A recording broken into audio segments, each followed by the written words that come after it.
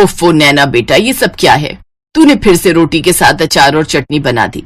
Fridge में सब्जियां रखी हैं, वो क्यों नहीं बनाई? माँ, आप जो बनाए खा लो ना। आपको पता है सब्जी बनाने में कितना टाइम लगता है। पहले उसको धो, छीलो, काटो और फिर बनाओ। इतनी देर कौन गैस के पास खड़ा रहेगा? ना वो बनाओ, मेरे बस की तो नहीं है। अरे कल को ससुराल जाएगी तो वहां भी क्या ऐसे ही आलस दिखाएगी? उन लोगों को भी बिना सब्जी की ही रोटी खिलाएगी। आप हर बार ससुराल वालों को बीच में क्यों ले आती हो? और इसीलिए तो आपसे कहती हूँ मेरे लिए कोई बड़ा ससुराल ढूंढना जहाँ नौकर चाकर हो, ताकि मुझे ना ये सब ना करना पड़े। ऐसे ही कुछ समय बीत जाता है और नैना के लिए एक बड़े घर का रिश्ता आता है और कुछ समय बाद नैना ब्याह कर अपने ससुराल चली जाती है। शादी के अगले दिन उसकी पहली रसोई की रस्म होती है। वो रसोई में जाती है तो वहां का गैस चूल्हा देखकर हैरान रह जाती है। हे राम, इतना बड़ा गैस चूल्हा! खैर मुझे क्या, अच्छा ही है, ऐसे जल्दी खाना बन जाएगा। फिर वो तरह तरह के पकवान बनाती है। पूरी, कचौरी, आलू की सब्जी, हलवा, रायता सब बनकर तैयार हो गया। अब देखना कैसे ये लोग मेरे हाथ का खाना खाएंगे तो खुश हो जाएंगे। वो मन ही मन ये सब सोच रही होती है कि तभी नैना की ननद डिम्पल और जेठानी अनीता वहां आती है। अरे वाह, खुशबू तो बड़ी अच्छी आ रही है। लेकिन ये क्या, ये तो आधा ही खाना बना है। नहीं दीदी, मैंने तो आलू पूड़ी, हलवा, रायता सब बनाया है। तुम नई नई हो ना, इसीलिए शायद तुम्हें अभी यहाँ के रूल्स पता नहीं। यहाँ खाने में एक नहीं बल्कि 10-10 सब्जियां बनती हैं एक वक्त पर। क्या? इसका मतलब इसीलिए वो इतना बड़ा गैस चूल्हा रखा हुआ है? हाँ और क्या। तुम तो ऐसे हैरान हो रही हो जैसे मैंने तुम्हें 10 नहीं बल्कि 100 सब्जियां बनाने के लिए बोल दिया हो। वो क्या है ना, यहाँ हर किसी को अलग अलग सब्जी पसंद है। अब 1-2 सब्जियां ही बनेंगी तो कुछ लोग तो भूखे ही रह जाएंगे, इसलिए 10 तरह की सब्जियां बनती हैं। अगर किसी को ये ना खाना हो तो वो खा ले, वो न खाना हो तो कुछ और खा ले। हाँ छोटी भाभी, और आज आप इस घर की परंपरा को आगे बढ़ाओ और फिर हम सबको खाने की टेबल पर बुला लेते हैं। बेचारी नैना की तो ये बात सुनते ही होश उड़ जाते हैं। चल बेटा नैना, हो जा शुरू। अब बन जा तू झांसी की रानी और बना डाल 10 सब्जियां। इतनी सब्जियां तो मेरी शादी में भी नहीं बनी थी जितनी ये लोग मुझसे एक वक्त में ही बनवा लेंगे। कुछ समय बाद वो सबके लिए खाना परोसती है तो उसके हाथों का खाना खाकर सब उसकी खूब तारीफ करते हैं। वाह, क्या कमाल का स्वाद है इन सब्जियों में। सचमुच छोटी बहू, तुम्हारे हाथों में तो जादू है। अब से तुम ही रसोई में 10 तरह की सब्जियां बनाओगी। अब तेरा क्या होगा नैना? बड़ी ऐश मार ली तूने माँ के घर में, अब अच्छे से शामत आई है तेरी। ऐसे कुछ दिन बाद बरसात का मौसम शुरू हो जाता है। बाहर का सुहाना मौसम देखकर नैना सोचती है, अरे वाह, आज तो गर्मा गर्म पकौड़े खाने वाला मौसम हो रहा है। ऐसा करती हूँ, सबको गर्मा गर्म पकौड़े बनाकर खिला देती हूँ। तेल में तले होने के कारण वो भारी होते, जिससे सबका पेट भर जाएगा। और साथ में थोड़ी कचौड़ी भी तल देती हूँ। आज शाम का डिनर यही हो जाएगा और मुझे इतनी सारी सब्जियां बनाने से छुट्टी मिल जाएगी। नैना जल्दी से रसोई में जाती है और पकौड़े बनाकर ले आती है। अरे भाभी, ये क्या बना दिया आपने? हमें नहीं खाना ये सब। हमें तो आलू की सब्जी, पनीर भुर्जी, फ्राई भिंडी ये खाना है। और मेरे लिए कद्दू की सब्जी, खट्टी मीठी वाली, और बैंगन का भरता। और मेरे लिए तुम बीन्स की सब्जी, फ्राई गोभी बना देना। और साथ में अरबी की सब्जी, कमल ककड़ी की सब्जी, और हाँ, करेले भी बना लेना। हे भगवान, इन लोगों में अक्ल नाम की चीज है कि नहीं। बारिश के मौसम में जहाँ सब इस तरह का चटपटा खाना खाने को तरसते हैं, तो वही इन लोगों को अभी भी 10 तरह की सब्जी खानी है। हे भगवान, ये कहाँ आकर फंस गई मैं। बेचारी नैना रसोई में जाकर 10 तरह की सब्जियां बनाने में जुट जाती है। ये लो, ससुराल में मेरी पहली बारिश है, मुझे इसके मजे लेने चाहिए। तो मुझे छोड़कर सारे घर वाले बारिश के मजे ले रहे हैं और मैं यहाँ चूल्हे के पास खड़े होकर जल रही हूँ।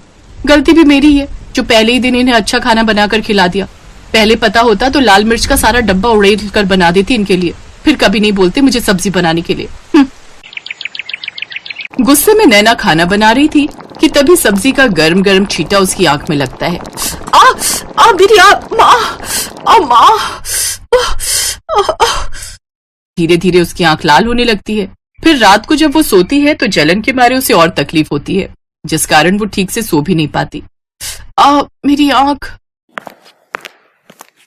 अरे नैना, ये तुम्हारी आंख में लालपन तो बढ़ते जा रहा है। मैं आई ड्रॉप डाल देता हूँ, उससे तुम्हें आराम मिलेगा। रौनक नैना की आंखों में आई ड्रॉप डाल देता है, जिससे वो चैन की नींद सो जाती है। लेकिन धीरे धीरे उसकी आंखों में जलन और दर्द बढ़ता जाता है। फिर ऐसे ही कुछ समय बीत जाता है। एक रोज अलग अलग तरह की 10 सब्जियां बनाकर तुम्हें परेशान हो जाती हूँ। घर में सब्जी भी नहीं है और बाहर बारिश भी तेज हो रही है। एक काम करती हूँ, आज आलू की अलग अलग तरह की 10 सब्जियां बना देती हूँ। वो आलू की अलग अलग तरह की सब्जियां जैसे दम आलू, आलू के गुटके, आलू की रसेदार सब्जी जैसी चीजें बनाकर तैयार कर लेती है, जिसे देख उसके ससुराल वाले नाक सिकोड़ते हुए कहते हैं, ये क्या बना डाला, आलू की सब्जी, वो भी 10 तरीके से। मुझे ये नहीं खाना, मेरे लिए कुछ और बना कर ले आओ। लेकिन माँ जी, आज घर में सब्जी खत्म हो गई थी, बाहर कल रात से लगातार बारिश हो रही है, इसलिए लेने भी नहीं जा सके। अच्छा ठीक है, लेकिन कल से जो भी हो हमें 10 तरह की सब्जियां ही खाने में चाहिए, वो भी अलग अलग तरह की, समझी? अपनी सास की बात सुनकर नैना को गुस्सा तो बहुत आता है, लेकिन फिर वो चुप रह जाती है। ऐसे ही 2 दिन और बीत जाते हैं। एक रोज, उफ, सुबह से आंख में दर्द हो रहा है, लेकिन इससे मेरे ससुराल वालों को क्या, उन्हें तो बस 10 सब्जियां खाने से मतलब है। हॉस्पिटल भी नहीं जा सकती, नहीं तो इनके लिए 10-10 सब्जियां कौन बनाएगा। मुझे तो लगता है मैं एक दिन 10 सब्जियां बनाते बनाते ही भगवान के पास पहुंच जाऊंगी। जैसे तैसे वो सब्जियां बनाती है, लेकिन एक आंख से ठीक से ना दिखने के कारण उससे या तो कोई सब्जी जल जाती या किसी में नमक मिर्च तेज हो जाता। लेकिन उसके ससुराल वाले उसका दुख समझने की बजाय सब्जी बनाने के लिए उसी को 10 तरह की बातें सुना देते हैं। लेकिन उसके पति से उसका ये दुख देखा नहीं जाता और वो उसे हॉस्पिटल लेकर जाता है, जहां डॉक्टर उसका चेकअप करके कहते हैं, देखिए, इनकी आंख में किसी गर्म चीज का छींटा चला गया, जिस वजह से इनका आधा कॉर्निया डैमेज हो गया। हमें जल्दी इनका ऑपरेशन करना होगा, नहीं तो इनको पूरी तरह दिखना बंद हो जाएगा इस आंख से। अगले दिन ऑपरेशन की अपॉइंटमेंट मिलने के बाद वो उसे लेकर घर आ जाता है, जहां उसकी जेठानी उससे कहती है, आज तो तुमने जैसे भी बेकार सब्जियां बना दी, लेकिन कल 10 तरह की अच्छी सब्जियां बना लेना, क्योंकि कल घर में मेरे मायके वाले आ रहे हैं। अब बस भी करो आप सब, मेरे घर में जितना मर्जी सब्जियां बनाओ, लेकिन अकेले एक इंसान से नहीं बल्कि पूरे परिवार मिलकर। आपको पता है सब्जी का छींटा जाने से इसकी आधी आंख खराब हो गई है। फिर अगले दिन वो उसे ऑपरेशन के लिए ले जाते हैं, जहां उसका सफल इलाज होता है और उसे पूरी तरह दिखना शुरू हो जाता है। 3 दिन बाद वो घर आती है तो उसकी सास उससे, हमें माफ कर दे छोटी बहू, तेरे आने से पहले हमने नौकर रखा हुआ था, लेकिन 10 सब्जियों से परेशान होकर वो भी भाग ही गया। फिर हम सब मिलकर ही सब्जियां बनाने लगे, लेकिन तेरे आने के बाद हमने सब तेरे ऊपर ही छोड़ दिया, जिस कारण तेरी ये हालत। लेकिन अब से तू अकेले काम नहीं करेगी, बल्कि हम सब भी तेरी मदद करेंगे। और हाँ, अब से इस घर में 10 नहीं बल्कि 2 ही तरह की सब्जियां बनेंगी और वो सबको खानी पड़ेंगी। अपनी सास के मुंह से ये बात सुनकर नैना बहुत खुश हुई और अब वो खुशी खुशी अपने ससुराल वालों के साथ रहने लगी।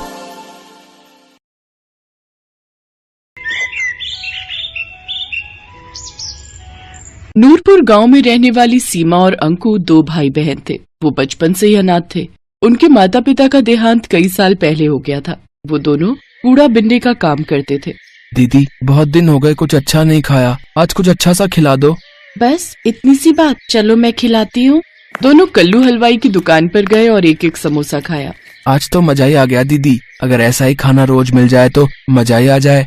नहीं भाई, रोज रोज हम ये अमीरों वाला खाना नहीं खा सकते। हमारे पास जितना है उसी में संतुष्ट रहना सीख। कुछ रोज बाद उस गांव में तेज बारिश आई और उनकी झोपड़ी बह गई। उनके पास जो भी सामान था वो बारिश में बह गया। दीदी आप रो मत, हम सेठ को जाकर बताते हैं तो वो हमारी कुछ न कुछ मदद जरूर करेंगे। वो खड़ूस कहीं का सेठ, वो तो 1 नंबर का लालची है, भला वो हमारी क्या मदद करेगा। चलो तो दीदी एक बार हम उनको अपनी परेशानी बताते हैं। उनका सेठ बड़ा ही खड़ूस था। वो हमेशा उनको कबाड़ के बेहद ही कम पैसे देता था। कुछ देर बाद वो दोनों सेठ के घर पहुँचे और सीमा ने मालिक से कहा, सेठ जी कुछ पैसे चाहिए, खाना खाना है, बारिश में हमारा घर और सब सामान बह गया, हम जल्दी कबाड़ा बिनकर आपके पैसे लौटा देंगे। तभी सेठ की पत्नी उर्मिला भी वहाँ आ जाती है। उर्मिला बहुत ही बुरे स्वभाव की थी। पैसे क्या पेड़ पर उगते हैं? सेठानी जी आप जो कहोगे मैं करूँगी। मेरा छोटा भाई है, इसे लेकर मैं कहाँ जाऊँगी? आपकी दुकान के बाहर जो टीन का छप्पर है उसके नीचे ही रह लेंगे। ठीक है रह लेना, लेकिन दुकान के बाहर क्यों? यहाँ हमारे तबेले में रह लेना, लेकिन उसके बदले में तुम्हें मेरे घर का सारा काम करना होगा। रहने के साथ 2 वक्त की रोटी भी दूंगी तुम दोनों को। बोलो मंजूर है? ठीक है मालकिन, मुझे मंजूर है। बारिश का मौसम था। दोनों भाई बहन तबेले में जो खाली जगह थी वहाँ बोरा बिछाकर सो जाते हैं और अगली सुबह घर का सारा कामकाज निपटाकर कूड़ा बिनने के लिए निकल जाते हैं। दीदी आज सेठानी के घर पकवान बनने की बहुत ही अच्छी खुशबू आ रही है, लगता है कचौड़ी बन रही है। आज तो मजा ही आ जाएगा कचौड़ी खा के। मैं तो सोच रही हूँ जल्दी से थोड़े से पैसे इकट्ठे हो जाएं, फिर हम अपनी झोपड़ी फिर से डाल लेंगे। तब तुम्हारी ये बहन तुम्हें अपने हाथों से कचौड़ी बनाकर खिलाएगी। कुछ देर बाद सेठानी 4 सूखी रोटी और रात की दाल लाकर उन्हें थमा देती है। सेठानी आप तो कचौड़ी बना रही थी, अंकु कब से उसकी ताक में बैठा था, उसका बहुत मन था।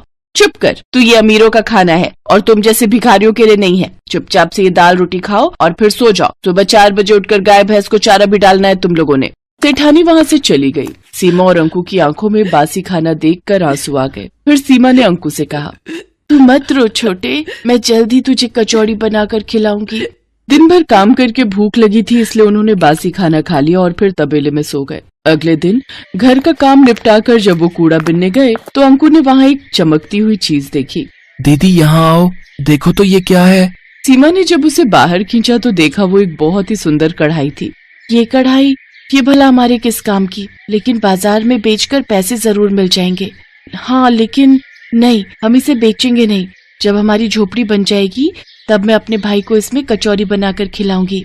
वो दोनों छुपकर उस कढ़ाई को तबेले में ले आए। अपने हाथ में कढ़ाई लिए सीमा अंकु से कहती है, एक दिन मैं अपने अंकु के लिए इसी कढ़ाई में कचौरी बनाऊंगी। दीदी मेरा मन तो अभी भी बहुत कर रहा है कचौड़ी खाने का। काश कि कोई जादू हो जाए और ये कढ़ाई कचौड़ी से भर जाए। उसके इतना कहते ही वो कढ़ाई कचौड़ियों से भर गई। दोनों भाई बहन ये चमत्कार देखकर हैरान थे। इसका मतलब ये कोई जादुई कढ़ाई है, इसीलिए इतना चमक रही है। मैं एक बार और कहती हूँ, काश की जल्दी से कोई जादू हो जाए और ये कढ़ाई मिठाई से भर जाए। उसी पल वो कढ़ाई मिठाई से भर जाती है। दीदी इसमें तो सचमुच मिठाई आ गई। मुझसे तो अब इंतजार नहीं हो रहा। सेठ सेठानी भी सो गए हैं। चलो अब जल्दी से ये खाना खा लेते हैं। उन दोनों ने सेठानी का दिया हुआ खाना भैंस को डाल दिया और पेट भरकर वो पकवान खाए। फिर उस कढ़ाई को ले जाकर तबेले में घास के नीचे छुपा दिया।